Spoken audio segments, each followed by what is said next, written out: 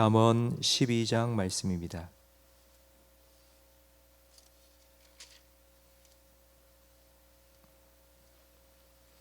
잠언 12장 16절부터 19절까지 한 절씩 교독하겠습니다.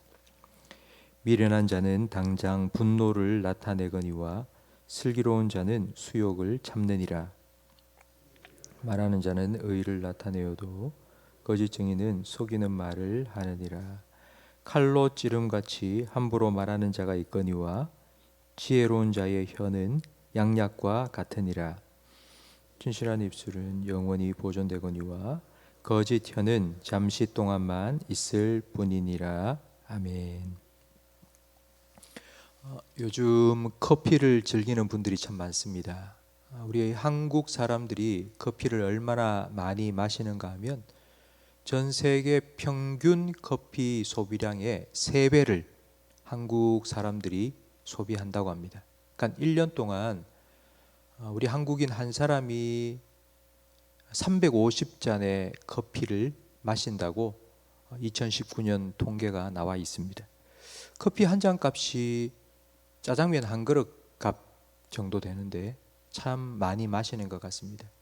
커피에는 각성 성분인 카페인이 들어있어서 마시면은 기분이 환기되고 또 졸음이 좀 사라집니다. 그래서 졸음을 쫓기 위해서 운전을 하시는 분들은 차에 타기 전에 커피 한 잔을 가지고 타는 분들이 좀 많이 있습니다. 그런데 차에 커피를 두고 타면 출발할 때나 정차할 때에 이 커피가 흔들흔들 하다가 쏟깁니다. 커피가 쏟기면 얼룩이 지고 차가 더러워집니다.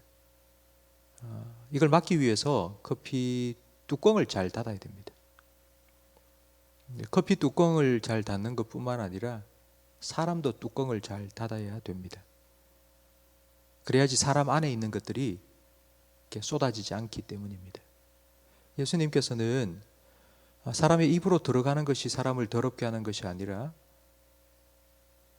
사람 안에서부터 입으로 나오는 것이 사람을 더럽게 한다고 말씀하셨습니다.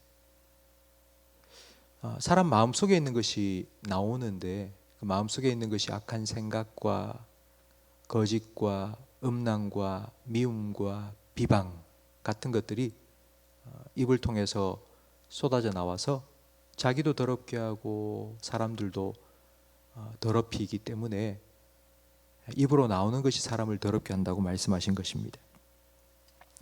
평소에는 체면과 예의라는 뚜껑이 닫혀 있습니다. 그래서 안 나옵니다. 하지만 그 뚜껑이 열릴 때가 있습니다. 오늘 16절 말씀에 보면 미련한 자는 당장 분노를 나타낸다고 말씀하고 있는데 바로 화날 때입니다. 여러분 이런 말 들어보셨죠? 뚜껑이 열렸다. 그러니까 뚜껑이 열렸다라는 말은 참 적절한 표현인 것 같습니다. 사람이 화날 때 내 뚜껑이 열렸다 이렇게 표현하는데 맞는 표현인 것 같습니다. 그러니까 체면과 예의라는 뚜껑이 확 열려버리면 사람 안에 있는 것들이 전혀 여과 없이 그냥 쏟아져 나옵니다. 그래서 우리 어른들은 자녀들한테 야 너가 누구 만나서 결혼하기 전에는 봄, 여름, 가을, 겨울 4계절을 꼭 겪어봐라 라고 말합니다. 그건 1년이라는 시간을 보내라 이런 뜻이 아니고요, 인생의 4계절을 겪어보라는 것입니다. 연애 초기에는 무조건 다 좋습니다. 전화를 안 받아도 화내지 않습니다. 조금 약속 시간에 늦어도 괜찮다고 말해줍니다. 그렇게 좋았던 시절이 지나고 이제 가을이 되어서 하나 둘 무성했던 나뭇잎이 떨어지고 그리고 앙상한 가지만 남는 겨울이 되었을 때도, 속 사람이 그냥 다 드러난 인생의 겨울이 되었을 때도 여전히 좋다면 그 사람 믿고 결혼해도 괜찮습니다. 평생 화 안 내고 살 사람이 어디 있겠습니까? 다 화나죠. 하지만 화를 내더라도 16절 하반절 말씀처럼 슬기로운 자는 수욕을 참는다. 그러니까 참아야 됩니다. 그러니까 참으면서 화를 잘 표현할 수 있어야 합니다. 참지 못하면 제가 앞에서 커피 얘기를 했는데요. 콜라를 한번 생각해 보십시오. 콜라 캔이 있습니다. 콜라 캔이 막 흔들렸는데요. 그걸 땄다고 한번 생각해 보십시오. 제가 중고차를 산 적이 있습니다. 근데 중고차 시세가 좀 싸더라고요. 왠가 가서 직접 그 차를 보고 안에를 살펴보니 천정에 막 시커먼 얼룩이 막 확 져 있더라고요. 그래서 왜 이러냐고 물어봤더니 차에서 콜라를 탁 땄는데 안에 뜨겁게 막 달고 있던 콜라가 팍 터지면서 천정에 막 흰 벽에 다 콜라가 묻어서 얼룩이 진 것입니다. 아무리 자기가 지우려고 해도 안 지워져서 어쩔 수 없이 가격을 몇백만 원 낮추어서 싸게 파는 거라고 얘기를 했습니다. 여러분, 만약 사람이 화를 폭발하면 아주 큰일 납니다. 18절 말씀에 보면 칼로 찌름같이 함부로 말하는 자가 있다고 말씀합니다. 그러니까 콜라캔 터지듯이 화산 폭발하듯이 화를 팍 폭발하면요, 칼로 찌르듯이 말하는 정도가 아니라 진짜 사람 칼로 찌르고 텔레비전 뉴스에 나올 수도 있습니다. 그렇다면 어떻게 화를 참을 수 있을까요? 여러분, 화를 참는 나름대로의 방법이 있습니까? 화가 날 때에 이렇게 한번 생각해 보십시오. 콜라캔 터지면 큰일 난다. 차에 얼룩이 지워지지 않을 얼룩이 남는 것처럼 내가 화내면 내가 화내는 상대방의 마음에는 상처가 남아서 지워지지 않을 수 있다라는 것을 한번 생각해 보십시오. 바로 열면은 그냥 터져버립니다. 그렇기 때문에 기다려야 합니다. 기다리면서 기억하십시오. 하나님께서는 나를 대해서 오래 참아주셨습니다. 그래서 아무도 하나님의 멸망을 받지 않도록 하고 다 회개하기에 이르시기를 원하신다고 말씀합니다. 나를 향한 하나님의 오래 참으시는 사랑을 여러분 기억하셔야 됩니다. 저도 살다 보면 저를 화나게 하는 사람들이 왜 없겠습니까? 근데 그런 경우에는 저는 이렇게 생각합니다. 나도 하나님 앞에서 이 사람의 모습과 같겠구나. 하나님 보시기에 내가 이 사람 때문에 이렇게 화가 나는데 하나님이 나를 보면 하나님도 내가 똑같은 사람이 아닐까.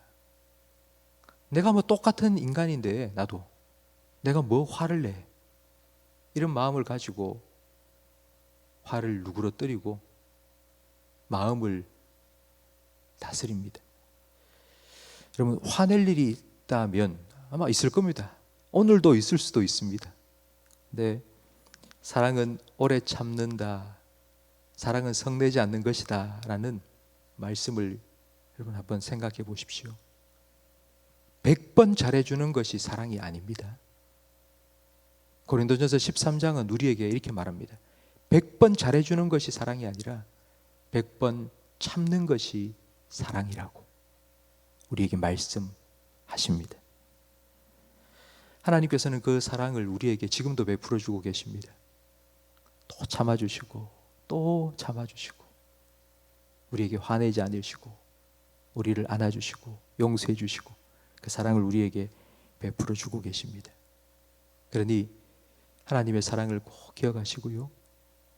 사랑은 오래 참는다는 말씀을 기억하시고요. 나도 그와 같은 사람이구나 라는 것을 생각하시고 사랑하며 용서하며 화목하게 하는 그런 하나님의 자녀로 살아가는 저와 우리 모든 성도님들이 되시기를 주님 이름으로 축원합니다. 기도하겠습니다.